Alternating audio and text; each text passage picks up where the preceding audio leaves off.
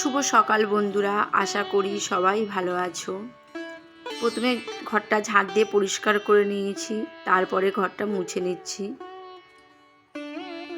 সকালে ঘর বারান্দা মোছা হয়ে গেলে অনেকটাই কাজ হয়ে যায়। বাসি কাজটা করা হয়ে গেলেই রান্নাঘরের কাজে চলে যেতে পারি। এই জন্য আগেই ঘরটা মুছে নিলাম। ঘর মোছা হয়ে গেলে এবার যত বাসন ছিল রান্নাঘরে সব মেজে নিচ্ছি। গতকালতে বিয়ে বাড়ি গেছিলাম, এই কারণে অনেকটাই বাসন জমা ছিল, মাজার হয়নি। কারণ দুপুরে যত বাসন ছিল আমি কিছুই মাজিনি, সব জমা ছিল, সেইগুলো সব মাজছি।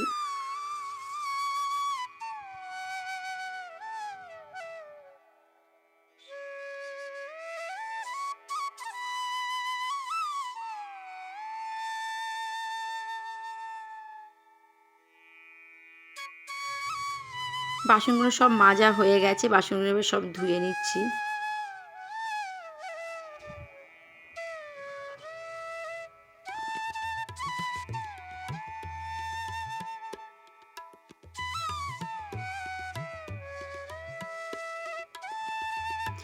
বাসনগুলো সব পরিষ্কার করে ধোয়া হয়ে গেছে। এবার ভাত বসিয়ে দিচ্ছি। ওইদিকে ভাত হচ্ছে, বাঁধাকপির তরকারি হবে, বাঁধাকপিটা কেটে নিচ্ছি।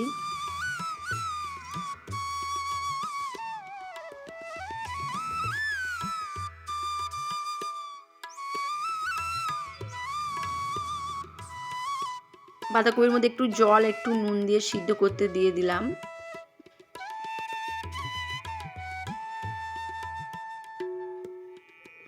বাঁধাকপি সিদ্ধ হয়ে গেছে, এবার বাঁধাকপিটাকে নামিয়ে নিলাম।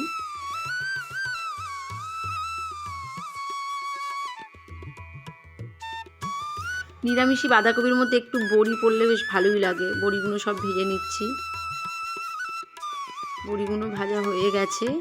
এবার পাঁচফোড়ন, তেজপাতা, লঙ্কা সব দিয়ে দিলাম। এবার আলুগুলো দিয়ে দিচ্ছি।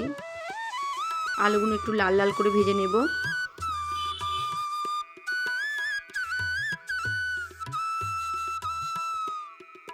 কড়াইশুঁটিগুলো সব ছাড়িয়ে নিচ্ছি। এই শীতকালে বাঁধাকপিতে সব রকম সবজি দিয়ে খেতেও খুব ভালো লাগে। বাঁধাকপি নিরামিষ বাঁধাকপিও হলে কি হবে, কিন্তু এই সব রকম সবজি দিয়ে করলে ভালো লাগে। নুন হলুদ দিয়ে দিলাম। এবার নুন হলুদ দেওয়ার পর আর একটু ভেজে নিচ্ছি আলুগুলো।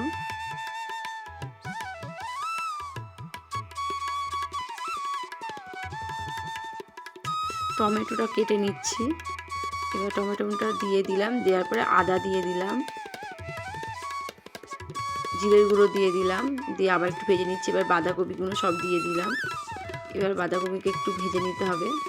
বাঁধাকপি যত ভাজা যাবে ততই টেস্ট হবে। এবার কড়াইশুঁটিগুলো সব দিয়ে দিলাম বাঁধাকপিতে। এবার একটু ভালো করে আবার ভেজে নিচ্ছি সব কিছু একসঙ্গে। বড়িগুলো দিয়ে দিলাম।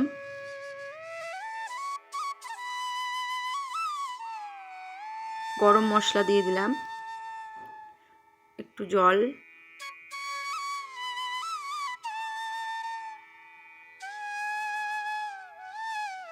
লঙ্কার গুঁড়ো দিয়ে দিলাম, অল্প একটু চিনি বাঁধাকপিতে দিয়ে দিলাম।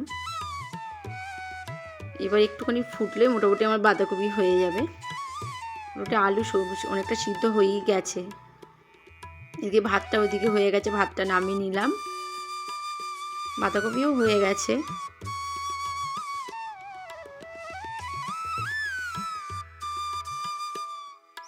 বাঁধাকপি তরকারি হয়ে গেছে, নামিয়ে নিলাম। এবার ডিমগুলো সব ভেজে নেব। ডিম ভাজা হয়ে গেলে, ডিমের ঝোল হলে আজকের মতন আমার সকালের রান্নাটুকু হয়ে গেল।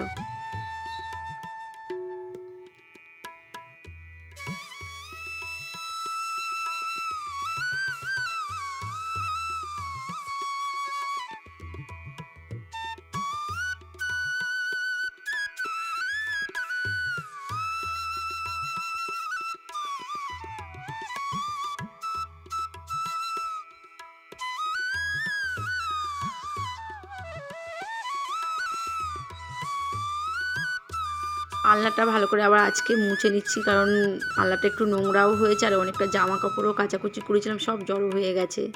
তা ভাবলাম আলনাটা গুছিয়ে নেই, আজ একটু টাইম আছে, ওই জন্য আলনাটা গুছিয়ে নিচ্ছি। আর আমার মেয়ে জামার উপরে জামা পরতেই থাকে, জামা দেখলেই হয়েছে নতুন জামা। খুব দুষ্টু হয়ে গেছে এখন, জামা পরাচ্ছি না বলে কাঁদতে কাঁদতে বাইরে চলে গেছে।